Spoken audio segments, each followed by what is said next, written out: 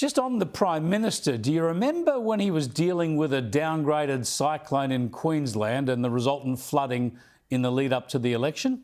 Remember he blamed it on climate change?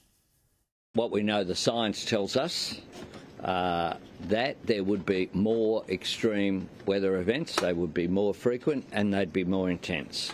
I think anyone who looks at the science knows that that is what is occurring. So you can't say this event is just because of climate change.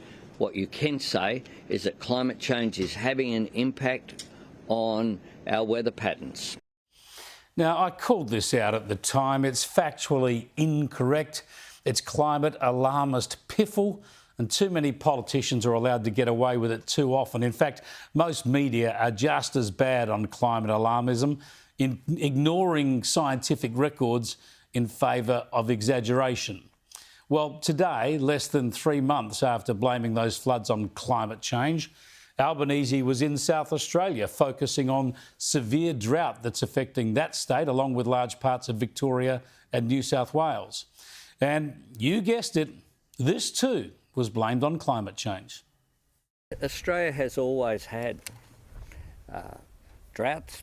We've always had flooding rains, and that has occurred throughout our history on this great continent that we're privileged to live on. But the truth is that there are more extreme weather events and they're more intense now. Science told us that that was the case. The science has been proven, unfortunately, to be playing out. So we need to adjust to that. Again, he's plain wrong. We're not having more droughts. They are not more severe. The PM is spreading unscientific nonsense. Floods are climate change, he says, and droughts are climate change too, he says. The only weather he doesn't blame on climate change is lovely sunny days. The data shows that neither droughts nor floods are any worse or any more frequent than they've always been. That's not to say they might not get worse. Let's see, and let's listen to the scientists.